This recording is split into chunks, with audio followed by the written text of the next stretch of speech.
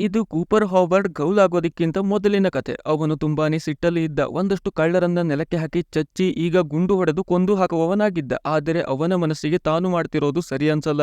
ಆಗ ಅವನ ಚಡಪಟಿಕೆ ನೋಡಿದ ಒಬ್ಬ ತೆರೆಮರೆಯ ವ್ಯಕ್ತಿ ಕಟ್ ಅಂತ ಹೇಳ್ತಾನೆ. ಆಗಲೇ ನಮಗೆ ಗೊತ್ತಾಗಿದ್ದು ಕೂಪರ್ ಈಗ ಸಿನಿಮಾ ಶೂಟಿಂಗ್ ಅಲ್ಲಿ ರೋಲ್ ಮಾಡ್ತಿದ್ದಾನೆ ಅಂತ. ಆ ಸೀನ್ ಮಾಡಲು ಅವನಿಗೆ ಅನ್ಕಂಫರ್ಟೇಬಲ್ ಫೀಲ್ ಆಗ್ತಿತ್ತು. ಅದಕ್ಕೆ ಅಂತಾನೆ ಡೈರೆಕ್ಟರ್ ಜೊತೆಗೆ ಮಾತುಕತೆ ನಡೆಸ್ತಾ ಹೋಗ್ತಾನೆ. ಅಲ್ಲಿ ಅವನಿಗೆ ಸಪೋರ್ಟ್ ಮಾಡೋಕೆ ಅಂತ ಹೆಂಡತಿ ಮಗಳು ಬಂದಿದ್ರು. ಹೀಗೆ ಅವನ ಫ್ಯಾಮಿಲಿ ತುಂಬಾನೇ ಖುಷಿಯಿಂದ ಜೀವನ ಮಾಡ್ತಿತ್ತು. ಆದರೆ ಈಗ ಕೌಲಾಗಿದ್ದ ಕೂಪರ್ ತಲೆ ಇಲ್ಲದ ಶವದ ಹತ್ತಿರಕ್ಕೆ ಬಂದು ತಲುಪಿದ್ದ. ಅವನಿಗೂ ಆಗಾಗ ಉಸಿರಾಟದಲ್ಲಿ ವೇರಿಯೇಷನ್ ಆಗ್ತಿತ್ತು. ಹಾಗಾಗಿ ಯಾವುದೋ ಪೋಷನ್ ಅನ್ನ ಇನ್ಹೇಲ್ ಮಾಡಿಕೊಳ್ತಾನೆ. ಅಲ್ಲಿ ಬರೀ ದೇಹ ಮಾತ್ರ ಇದ್ದಿದ್ದಕ್ಕೆ ದೇಹಕ್ಕಿಂತ ಅವನ ತಲೆಯೇ ಇಂಪಾರ್ಟೆಂಟ್ ಅಂತ ಅವನಿಗೆ ಅನ್ನಿಸಿತ್ತು. ಈಗ ಅದನ್ನೇ ಹುಡ್ಕೋಣ ಅಂತ ನಾಯಿಯ ಜೊತೆಗೆ ಲೂಸಿ ಹೋದ ದಾರಿಯಲ್ಲೇ ಮುಂದೆ ಹೋಗ್ತಾನೆ. ಇನ್ನು ಲೂಸಿ ಅಲೆದಾಡುತ್ತಾ ಬಂದು ಒಂದು ಕಡೆ ಕ್ಯಾಂಪಿಂಗ್ ಮಾಡಿದ್ದಳು. ಅವಳಿಗೆ ಆ ತಲೆ ಯಾಕೆ ಅಷ್ಟೊಂದು ಬೆಲೆ ಬಾಳುತ್ತೆ ಅಂತ ಕುತೂಹಲ ಇತ್ತು. ಅಷ್ಟಕ್ಕೂ ಅದರಲ್ಲಿ ಏನಿದೆ ಅಂತ ನೋಡ್ತಾಳೆ. ಸುತ್ತಮುತ್ತ ತಿರುಗಿಸಿ ನೋಡಿದ್ರೆ ಕಣ್ಣಿಗೆ ಕಾಣುವಂತಹದ್ದು ಏನೂ ಇರಲ್ಲ. ಆಗಲೇ ಕಿವಿಯ ಹಿಂದೆ ಟಚ್ ಮಾಡಿದಾಗ ಶಾಕ್ ಹೊಡೆಯುತ್ತೆ. ಹಂಗೆ ಟೆಸ್ಟ್ಗೆ ಅಂತ ಮತ್ತೊಂದೆರಡು ಸಲ ಮುಟ್ಟಿದಾಗಲೂ ಹಾಗೆಯೇ ಆಗತ್ತೆ. ಅಂದ್ರೆ ಅಲ್ಲೇ ಏನೋ ಇದೆ ಅಂತ ಅವಳಿಗೂ ಕನ್ಫರ್ಮ್ ಆಗಿತ್ತು. ನಂತರ ಟ್ರ್ಯಾಕರ್ ಅನ್ನ ತಲೆಯ ಮೂಗಿನ ಒಳಗೆ ಫಿಕ್ಸ್ ಮಾಡ್ತಾಳೆ. ಅದರಿಂದ ತಲೆಯನ್ನ ಯಾರಾದರೂ ಎತ್ತಿಕೊಂಡು ಹೋದರೂ ಅವಳಿಗೆ ಲೊಕೇಶನ್ ಗೊತ್ತಾಗ್ತಾ ಇತ್ತು. ಇನ್ನು ಮ್ಯಾಕ್ಸಿಮಸ್ ಗೌಲ್ ಮಾಡಿದ ಅನಾಹುತಕ್ಕೆ ಹಾಳಾಗಿದ್ದ ನೈಟ್ ಅನ್ನ ರಿಪೇರಿ ಮಾಡ್ತಿದ್ದ. ಆಗಲೇ ಕಂಟ್ರೋಲ್ ರೂಮ್ ಇಂದ ಈ ನೈಟ್ಗೆ ಕಾಲ್ ಬರುತ್ತೆ.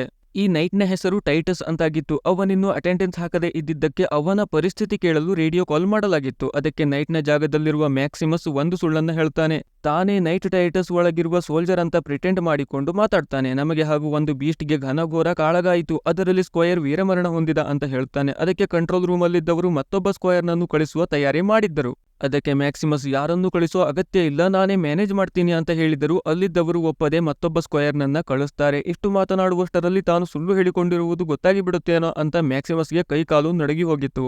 ಹಾಗಾಗಿ ಮತ್ತು ಮಾತುಕತೆ ಆಗುವುದರ ಒಳಗೆ ಕಾಲ್ ರಿಸೀವರ್ ಅನ್ನೇ ಕಿತ್ತು ಹಾಕ್ತಾನೆ. ಈಗ ಅವನಿಗೆ ಹಾಳಾಗಿದ್ದ ಸಣ್ಣ ಗಡ್ಡೆಯನ್ನ ರಿಪೇರಿ ಮಾಡಿಸಬೇಕಿತ್ತು. ಅವನೀಗ ಇರೋದು ಫಿಲ್ಲಿಯಲ್ಲೇ. ಹಾಗಾಗಿ ಮೇನ್ ಟೌನ್ ನ ಒಳಗೆ ರಿಪೇರಿ ಅಂಗಡಿಗೆ ಹೋಗ್ತಾನೆ. ಆ ಅಂಗಡಿಯ ಹುಡುಗಿ ರಿಪೇರಿ ಏನೋ ಮಾಡಿ ಕೊಡ್ತಾ ಇದ್ದಳು. ಆದರೆ ಅವಳಿಗೆ ಕೊಡೋಕೆ ಸಾಕಷ್ಟು ಹಣ ಇವನ ಹತ್ತಿರ ಇರಲಿಲ್ಲ. ಹಾಗಾಗಿ ಅಲ್ಲೇ ಡೆಂಟಲ್ ಕ್ಲಿನಿಕ್ಗೆ ಹೋಗಿ ಹಲ್ಲನ್ನ ಮಾರಿ ಅದರ ಹಣ ತಂದು ಅವಳ ಕೈಗೆ ಕೊಟ್ಟರೆ ಪಟಕ್ ಅಂತ ಚಿಕ್ಕದಾಗಿ ಶೋಲ್ಡ್ ಮಾಡಿ ಅವನ ಕೈಗೆ ಕೊಡ್ತಾಳೆ. ಬರೀ ಇಷ್ಟು ಸಣ್ಣ ಕೆಲಸಕ್ಕೆ ಅವಳು ಈ ರೀತಿ ಹಠ ಹಿಡಿದಿದ್ದು ಅವನಿಗೆ ನಂಬೋಕೆ ಆಗಲ್ಲ. ಹಂಗೆ ರಿಪೇರಿ ಮಾಡಿಸ್ಕೊಂಡು ಸೂಟ್ ಇದ್ದಲ್ಲಿ ಬಂದ್ರೆ ಅಲ್ಲಿ ಒಂದಷ್ಟು ಖದೀಮರು ಸೇರಿಕೊಂಡು ಸೂಟ್ ಅನ್ನ ಕಿತ್ತು ತಗೊಂಡು ಹೋಗೋಕೆ ನೋಡ್ತಾ ಇದ್ರು. ಮ್ಯಾಕ್ಸಿಮಸ್ ಹೋಗಿ ಅವರನ್ನ ಹೊಡೆಯಬೇಕು ಅಂತ ಪ್ರಯತ್ನ ಮಾಡ್ತಾನೆ. ಆದ್ರೆ ಇಲ್ಲೂ ಕೂಡ ಅವರೇ ಇವನಿಗೆ ಚೆನ್ನಾಗಿ ಹೊಡಿತಾರೆ. ಮುಖಾಮುಖಿ ಅಂತಾನು ನೋಡದೆ ರಕ್ತ ಬರೋ ಹಾಗೆ ಬಡಿದು ಬಿಸಾಕ್ತಾರೆ. ನಂತರ ಮತ್ತೆ ಸೂಟ್ ಅನ್ನ ಬಿಚ್ಚಿಕೊಂಡು ಹೋಗೋಕೆ ನೋಡ್ತಾ ಇರ್ತಾರೆ. ಆಗ ಅವರಿಗೆ ತಿಳಿಯದೆ ಯಾವುದೋ ಬಟನ್ ಮುಟ್ಟಿದ್ದಕ್ಕೆ ಆ ಸೂಟ್ ಓಪನ್ ಆಗತ್ತೆ. ಅದನ್ನ ಕಂಡು ಇವರು ಮತ್ತೇನಾದರೂ ಹಾಳು ಮಾಡೋ ಮುಂಚೆಯೇ ಒಂದು ಗತಿ ಕಾಣಿಸಬೇಕು ಅಂತ ಎದ್ದು ಹೊಡೆಯೋಕೆ ಹೋಗ್ತಾನೆ. ಆದರೂ ಏನು ಮಾಡಿಕೊಳ್ಳಲು ಆಗಲ್ಲ. ಅವರೆಲ್ಲ ಸೇರಿ ಇವನಿಗೆ ಮತ್ತೂ ಬಾರಿಸಿ ಅಸ್ವಸ್ಥ ಮಾಡ್ತಾರೆ. ಇದೆಲ್ಲ ಆಗ್ತಿರುವಾಗಲೇ ಮ್ಯಾಕ್ಸಿಮಸ್ ಸೂಟ್ನ ಒಳಗೆ ಕೈ ಹಾಕಿದ್ದ. ಅದು ನೈಟ್ನ ಕೈಯನ್ನ ಆಕ್ಟಿವೇಟ್ ಮಾಡಿತ್ತು. ಅದರಿಂದ ಅಲ್ಲಿದ್ದ ಒಬ್ಬ ಪುಂಡನ ಬುರುಡೆಯನ್ನು ಒತ್ತಿ ಕೊಂದು ಹಾಕಿದಾಗ ಉಳಿದವರೆಲ್ಲ ಭಯ ಬಿದ್ದು ಅಲ್ಲಿಂದ ಓಡಿ ಹೋಗ್ತಾರೆ. ಇವನು ಇನ್ನೇನು ಈ ಘಟನೆಯಿಂದ ಸುಧಾರಿಸಿಕೊಳ್ಳಬೇಕು. ಅಷ್ಟರಲ್ಲಿ ಫಿಲ್ಲಿಗೆ ಕ್ಯಾಂಪಿಂದ ಹೆಲಿಕಾಪ್ಟರ್ ಬಂದಿತ್ತು. ಇದು ಸ್ಕ್ವಯರ್ ನನ್ನು ತಂದಿರುವ ಹೆಲಿಕಾಪ್ಟರ್ ಅಂತ ಅವನಿಗೆ ಗೊತ್ತಾಗತ್ತೆ. ಅದರಲ್ಲಿ ಬಂದವನು ಸ್ಕ್ವಯರ್ ತಾಡಿಯಸ್, ಅಂದರೆ ಸ್ಟಾರ್ಟಿಂಗ್ ಅಲ್ಲಿ ಮ್ಯಾಕ್ಸಿಮಸ್ಗೆ ತೊಂದರೆ ಕೊಡ್ತಿದ್ದವರಲ್ಲಿ ಒಬ್ಬನಾಗಿದ್ದ.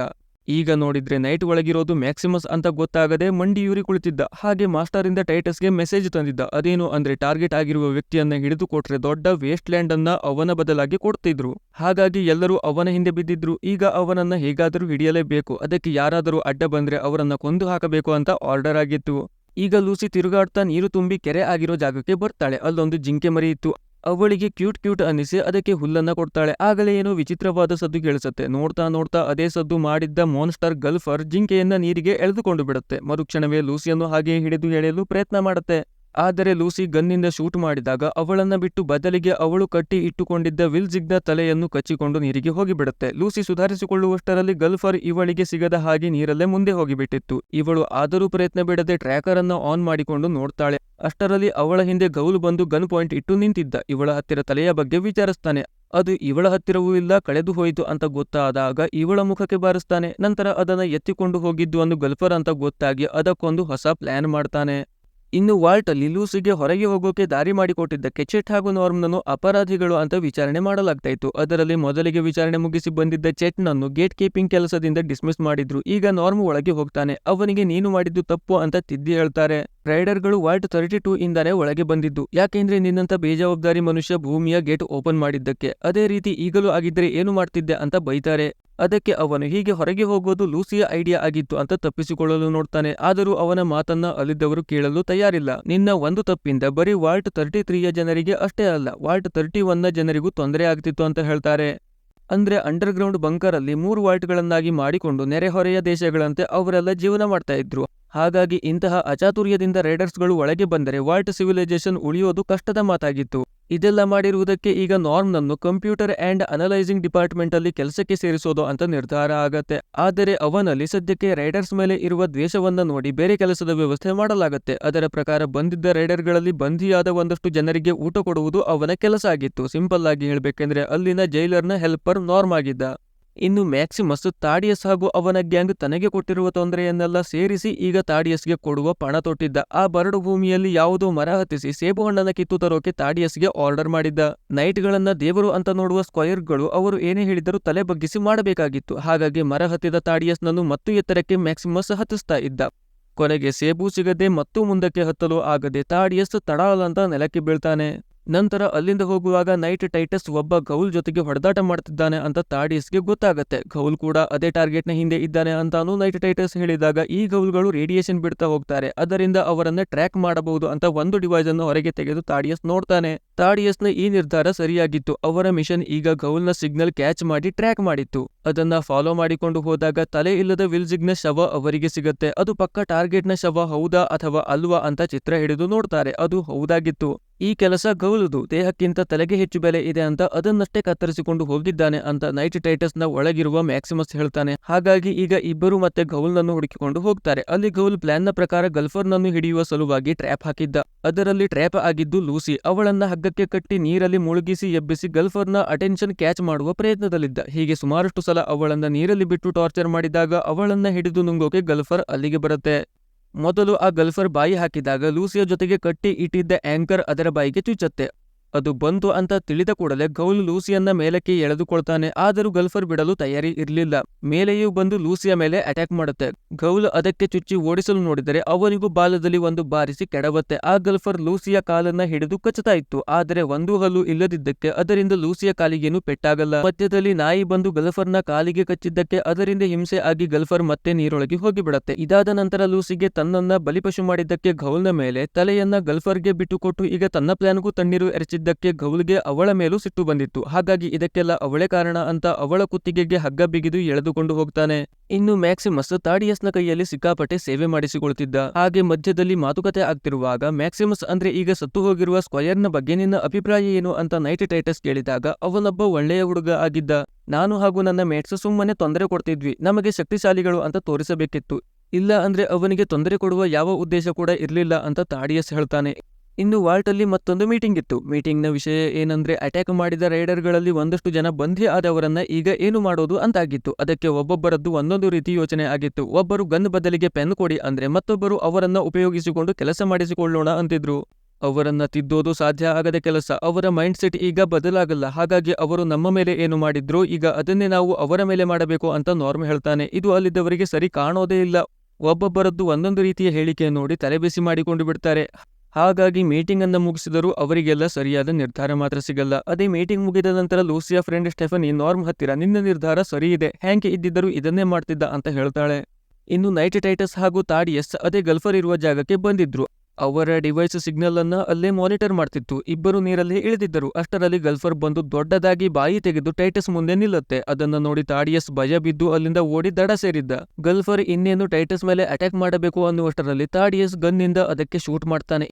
ಇದರಿಂದ ಅದಕ್ಕೆ ಒಂದು ಚೂರು ಎಫೆಕ್ಟ್ ಆಗಲ್ಲ, ಆದರೆ ಡಿಸ್ಟ್ರಾಕ್ಟ್ ಆಗಿತ್ತು. ಹಾಗಾಗಿ ಟೈಟಸ್ ಮೇಲೆ ಅಟ್ಯಾಕ್ ಮಾಡುವ ಅಂತ ಬಂದಿದ್ದು ಈಗ ತಾಡಿಯಸ್ ಮೇಲೆ ಅಟ್ಯಾಕ್ ಮಾಡಲು ಅಟ್ಟಿಸಿಕೊಂಡು ಬರುತ್ತೆ. ತಾಡಿಯಸ್ ಹೆದರಿ ಇನ್ನೇನು 2 ಹೆಜ್ಜೆ ಮುಂದೆ ಹೋಗಿದ್ದ. ಅಷ್ಟರಲ್ಲಿ ಅವನನ್ನ ಹಿಡಿದು ನುಂಗಲು ಪ್ರಯತ್ನ ಮಾಡುತ್ತೆ. ಆಗ ಸಹಾಯಕ್ಕೆ ಅಂತ ಓಡಿ ಬಂದ ಟೈಟಸ್ ಅರ್ಧ ನುಂಗಲ್ಪಟ್ಟಿದ್ದ ತಾಡಿಯಸ್ನನ್ನು ಹಿಡಿದು ಎಳೆಯಲು ನೋಡ್ತಾನೆ. ಅವನು ಮಧ್ಯದಲ್ಲಿ ಸಿಕ್ಕಿ ಹಾಕಿಕೊಂಡು ಪೇಚಾಡ್ತಾ ಇದ್ದ. ಕೊನೆಗೆ ಟೈಟಸ್ ಹಾಗೂ ಗಲ್ಫರ್ ಮಧ್ಯದಲ್ಲಿ ಆದ ಎಳೆದಾಟಕ್ಕೆ ಗಲ್ಫರ್ನ ಹೊಟ್ಟೆ ಹಾಳಾಗಿ ವಾಂತಿ ಮಾಡಿಕೊಂಡು ಬಿಡುತ್ತೆ. ಅದರಲ್ಲಿ ಇಲ್ಲಿಯವರೆಗೆ ಈ ಗಲ್ಫರ್ ನುಂಗಿದ್ದ ಅಷ್ಟು ವಸ್ತುಗಳು ಹೊರಗೆ ಬಂದಿದ್ದವು. ಗಲ್ಫರ್ ಅಸ್ವಸ್ಥವಾಗಿ ಬಿದ್ದಿತು. ಅದರ ವಾಂತಿಯಲ್ಲಿ ವಿಲ್ಜಿಗ್ನ ತಲೆಯೂ ಹೊರಗೆ ಬಂದು ಬಿದ್ದಿತ್ತು. ಈಗ ಕೌಲ್ ಲೂಸಿಯನ್ನ ಹಗ್ಗ ಹಾಕಿ ಎಳೆದುಕೊಂಡು ಹೋಗ್ತಿದ್ದ. ದಾರಿಯಲ್ಲಿ ಅವನಿಗೆ ತನ್ನದೇ ಪ್ರಜಾತಿಯ ಮತ್ತೊಬ್ಬನ ಕೂಗು ಕೇಳಿ ಬರುತ್ತೆ. ಅವನು ಕೂಗಾಟ ಕೇಳಿದ ಬಿಲ್ಡಿಂಗ್ನ ಒಳಗೆ ಹೋದಾಗ ಅಲ್ಲಿ ಅವನ ಪರಿಚಯ ಇರುವ ಮತ್ತೊಬ್ಬ ಕೌಲ್ ಇದ್ದ. ಅವನು ಸುಮಾರಷ್ಟು ಕೆಮಿಕಲ್ ಪೋಷನ್ಗಳನ್ನ ಖಾಲಿ ಮಾಡಿ ಈಗ ಅದಿಲ್ಲದೆ ಸೊರಗಿ ಹೋಗಿದ್ದ. ಆಗಲೇ ಕೂಪರ್ ಸ್ನಿಫ್ ಮಾಡಿದ ಪೋಷನ್ ಇಲ್ಲದೆ ಹೋದರೆ ಇಂತಹ ಗೌಲ್ಗಳಲ್ಲಿ ಬದಲಾವಣೆ ಬಂದು ಮೈಂಡ್ ಪೂರ್ತಿ ಔಟ್ ಆಫ್ ಕಂಟ್ರೋಲ್ ಆಗ್ತಿತ್ತು. ಹಾಗಾಗಿ ಅವುಗಳು ನೆಟ್ಟಗಿರಲು ಅದನ್ನ ಬಳಸಲೇಬೇಕಿತ್ತು. ಆ ಅಡಿಕ್ಟ್ ಆಗಿದ್ದ ಗೌಲ್ ಕೂಪರ್ ಹತ್ತಿರ ಇಂತಹ ಪೋಷನ್ ಇದ್ದರೆ ಕೊಡೋಕೆ ಹೇಳ್ತಾನೆ. ಅದಕ್ಕೆ ಕೂಪರ್ ತನ್ನ ಹತ್ತಿರ ಅದು ಇದ್ದರೂ ಇಲ್ಲ ಅಂತ ಸುಳ್ಳು ಹೇಳ್ತಾನೆ. ಯಾಕೆಂದ್ರೆ ಅವನ ಯೋಚನೆಯೇ ಬೇರೆ ಇತ್ತು. ಈ ಗೌಲ್ನ ಕಣ್ಣು ಲೂಸಿಯ ಮೇಲೂ ಬಿದ್ದಿತ್ತು. ಅವಳನ್ನ ಮೇಲಿಂದ ಕೆಳಗಿನವರೆಗೆ ಸ್ಕ್ಯಾನ್ ಮಾಡ್ತಾ ಸ್ಮೂತಿ ಅಂತ ಕರೀತಾ ಇದ್ದ. ಆಗಲೇ ಕೂಪರ್ ಅವನಿಗೆ ಗುಂಡು ಹೊಡೆದು ಕೊಂದು ಹಾಕ್ತಾನೆ. ಯಾಕೆ ಹೀಗೆ ಮಾಡಿದೆ, ಪಾಪ ಅವನಿಗೆ ಆರೋಗ್ಯ ಸರಿ ಇರ್ಲಿಲ್ಲ ಅಂತ ಲೂಸಿ ಹೇಳಿದ್ರೆ, ನೋಡಮ್ಮ, ಈ ವೇಸ್ಟ್ಲ್ಯಾಂಡ್ ಅಲ್ಲಿ ಯಾರು ಯಾರಿಗೂ ಸಹಾಯ ಮಾಡಲ್ಲ. ಒಬ್ಬರಿಂದ ಮತ್ತೊಬ್ಬರು ಬರೀ ಪ್ರಯೋಜನವನ್ನ ಬಯಸ್ತಾರೆ. ಹಾಗಾಗಿ ನಾವಿಲ್ಲಿ ಜೀವಂತ ಇರಬೇಕಾದ್ರೆ ಇದೆಲ್ಲ ಮಾಡಲೇಬೇಕು ಅಂತ ಹೇಳ್ತಾ ಸತ್ತ ಗೌಲ್ನ ಬೆನ್ನನ್ನ ಸಿಗಿದು ಮಾಂಸವನ್ನ ಹೊರಗೆ ತೆಗಿತಾನೆ. ಜೊತೆಗೆ ಅದೇ ರೀತಿ ಮಾಡೋಕೆ ಲೂಸಿಗೂ ಹೇಳ್ತಾನೆ. ಇನ್ನು ವಾಲ್ಟ್ ಅಲ್ಲಿ ಕಿಡ್ನಾಪ್ ಆಗಿ ಹೋದ ಹ್ಯಾಂಕ್ನನ್ನು ಮರೆತು ಈಗ ಅವನ ಸ್ಥಾನಕ್ಕೆ ಹೊಸ ಜನರನ್ನ ಆರಿಸುವ ಸಲುವಾಗಿ ತಯಾರಿ ನಡೆದಿತ್ತು. ಆದರೆ ನಾರ್ಮ್ ಮಾತ್ರ ತಂದೆಯ ಚಿಂತೆಯಲ್ಲೇ ಇದ್ದ.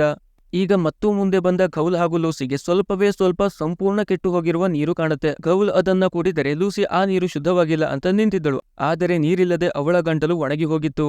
ಹಾಗಾಗಿ ಹೇಗಿದ್ದರೂ ಕುಡಿದೇ ಬಿಡುವ ಅಂತ ಆ ನೀರನ್ನೇ ಕುಡಿತಾಳೆ. ರುಚಿ ನೋಡಿದ್ರೆ ಅದು ನೀರಂತೂ ಅಲ್ಲ.